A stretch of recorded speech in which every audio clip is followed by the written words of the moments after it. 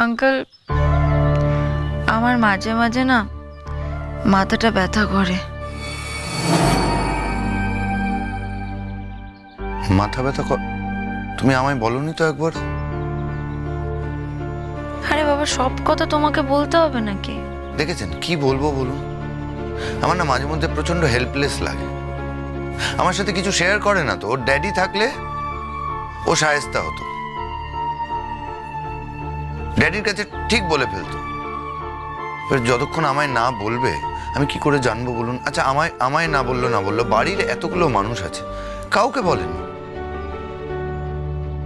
বুঝতে পেরেছি গুনগুন, তুমি আমাকে আমাদের নিজের টিম বলে ভাবোই না। তা না হলে আর কাউকে বলো না, বলো আমাদের অন্তত বলতে। দেখো, আমি যে তোমাদেরকে সবাইকে সত্যি কথাটা বলতাম যে আমার মা মাঝে মাঝে এরকম হয়, মানে তোমরা সবাই ওকে বলতে, ন্যাচুরালি আমাকেও বলতে হতো, তখন ও কি করতো জানো? ও শুনতো কথাটা, এবার শোনার পরে আমাকে সব জায়গায় যাওয়া বন্ধ করে দিত। এখন তো শুনেই নিলাম, এবার তো বন্ধ করেই দেবো। হ্যাঁ, তোমার কথা শুনলে তো। শুনছেন? শুনুন, আপনি শুনুন, আর কি বলবো। না না, সিরিয়াসলি বলো বলো, তোমার মাথা ব্যথাটা কবে থেকে হচ্ছে? এই 1.5-2 মাস ধরে।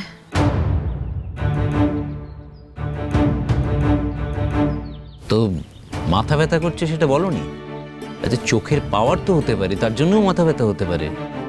আচ্ছা, তোমার কি সবসময় মাথা ব্যথা করে? হ্যাঁ, মানে প্রায় সবসময়ই থাকে। ঘুম থেকে ওঠার পর না মাথাটা কেমন ভার হয়ে থাকে, তারপর আস্তে আস্তে যখন বেলা হতে থাকে মাথা ব্যথাটাও কমতে থাকে, তারপর ওই সন্ধ্যের পর থেকে না মাঝে মাঝেই ব্যথা থাকে। এটা তো তোমার বলা উচিত ছিল। আর তুমি আর কাউকে না বলতে পারো, তুমি তো আমাকে ফোন করে বলতে পারতে। তোমার বাবা নেই মানে যে আর কেউ নেই তা তো নয়, আমরা তো আছি।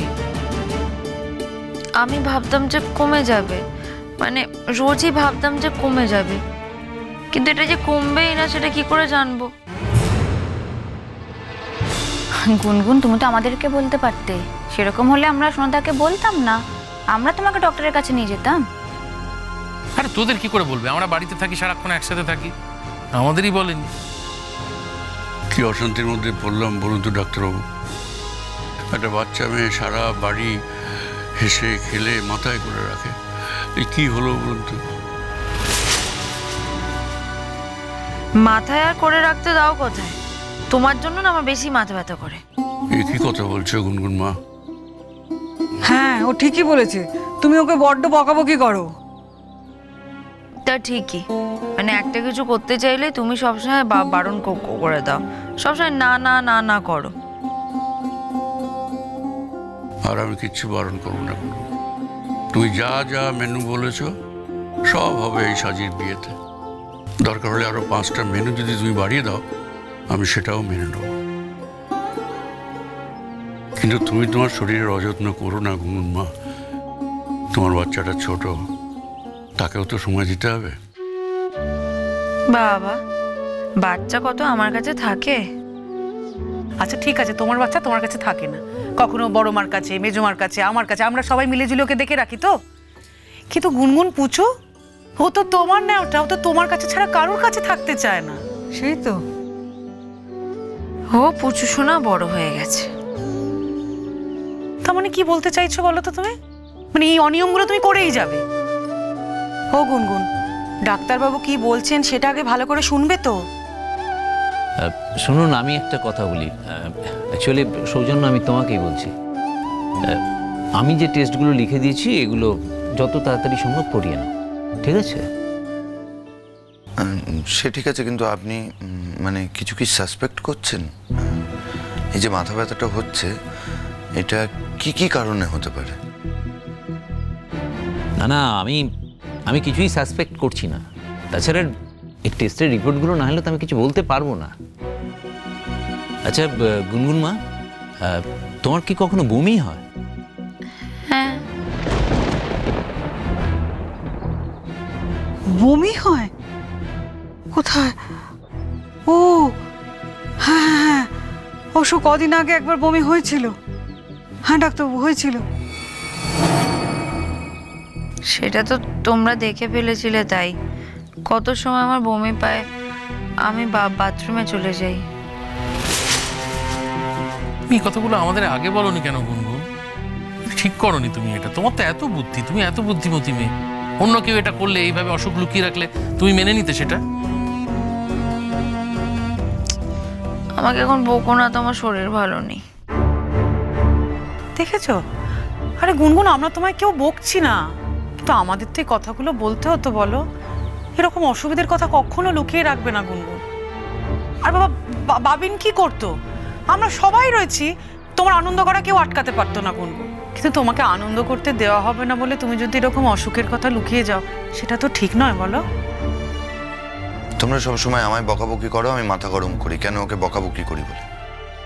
বুঝতে পারছো কেন বকাবকি করি? কোনো বিষয় সিরিয়াস নয়, ও সব জিনিস ক্যাজুয়ালি নেয়। আরে ঠিক আছে ঠিক আছে, রাগ করতে হবে না, রাগ করে কোনো লাভ নেই, আর এসব ভেবেও কোনো লাভ নেই। এখন যা হবার সেটা দেখতে হবে। আমাদের দেখতে হবে যে ভবিষ্যতে যাতে ফার্দার কোনো ড্যামেজ না হয়। আচ্ছা, আপনি কি সিরিয়াস কিছু আশঙ্কা করছেন? না না, ওরকমভাবে তো কিছু বলা যায় না। আমি ক্লিনিক্যালি দেখলাম, এবার রিপোর্টগুলো এলে আমি বুঝতে পারবো যে আশঙ্কা করার মতো কিছু আছে কিনা, তারপরেই তো বলতে পারবো কি হবে না হবে। ডাক্তারবাবু, আপনার মুখটা কিরকম গম্ভীর হয়ে গেল। আপনি কিরকম মুখটা ভার করে রেখেছেন। আপনি যখন ঢুকলেন তখন তো আপনি আমাদের বললেন যে কিচ্ছু হয়নি, ওই একটুখানি অজ্ঞান হয়ে গেছে, তাতে কি হয়েছে, আপনাদের কি মাথায় বাজ পড়েছে, এসব কথা বললেন। এখন তো আপনি আর হেসে হেসে কথা বলছেন না। ডাক্তারবাবু, খুলে বলুন দেখিনি কি সমস্যা হয়েছে। এই মেয়েটা না আমাদের বাড়ির প্রাণ, আর এর যদি কিছু হয়ে যায় না আমরা প্রাণহীন হয়ে পড়ব। বলুন না কি চিকিৎসা করতে হবে, কোথায় নিয়ে যেতে হবে, যা চিকিৎসা করা দরকার হচ্ছে সব করবো, কোনো ত্রুটি রাখবো না। এতটা ভাবার কিছু হয়নি, এতটা ভাববেন না। আসলে টেস্টের রিপোর্টগুলো আসুক, তখনই বোঝা যাবে। এতটা চিন্তা ভাবনা করবেন না। দেখুন, মানুষের শরীরে তো অনেক কিছুই হতে পারে, আর সেটা ওষুধ খেলেই ঠিক হয়ে যায়। হ্যাঁ, ওষুধটা খেলে হয়তো, এই যে আপনি ওষুধটা দিয়ে যাবেন, সহজে খাওয়াতে পারবো না। এর জন্য অনেক কাঠখড় পোড়োতে হবে, বসে থাকতে হবে, বসে বসে ওষুধ খাওয়াতে হবে। বাচ্চা যেন একটা। একদম না, তোমাকে মোটেই আমাকে বসে বসে ওষুধ খাওয়াতে হবে না। আর শোনো, আমার জন্য কিন্তু তুমি ইনস্টিটিউট একদম কামাই করবে না, ঠিক আছে? আরে বাবা, তুমি কত বড় সায়েন্টিস্ট বলো তো। তুমি যদি ইনস্টিটিউট কামাই করতে থাকো, তাহলে তোমার তো কাজের খুব ক্ষতি হয়ে যাবে। আর তোমাকে জীবনে কত কিছু করতে হবে বলো তো। আমি বুঝে নেবো, তুমি চুপ করো। দেখেছো তো আঙ্কেল, আমার সাথে সবসময় এরকম করে। আসলে এগুলো বলতে বাধ্য হচ্ছে আঙ্কেল, রেস্ট্রিকশনস মানে না তো। না, মানবে না বললেই হলো নাকি? এখন আমরাও কড়া হয়ে যাব। আপনি ডাক্তারবাবু আমাদের বলুন তো যে কি ওকে মানতে হবে। আমরা একদম ওকে প্রশ্রয় দেবো না। আমি এখন থেকে বলে দিচ্ছি, যা গল্প হইচই হাসি খেলা সব বাড়িতে হবে। তুমি শুয়ে শুয়ে থাকবে, একদম বেরোনো হবে না। আমি পুরো ব্যাপারটা দেখবো, আর ডাক্তারবাবু যেভাবে বলছেন সেভাবে চলতে হবে। আমি এখন নর্মাল ওষুধপত্র দিচ্ছি হজম টজমের, তবে টেস্টগুলো যত তাড়াতাড়ি সম্ভব করিয়ে নিয়ে আমার কাছে রিপোর্টগুলো পাঠিয়ে দেবে। তুমিও আমাকে পাঠিয়ে দিতে পারো ফোনে, ঠিক আছে? তারপর আমি দেখে নিয়ে বলবো কি করতে হবে।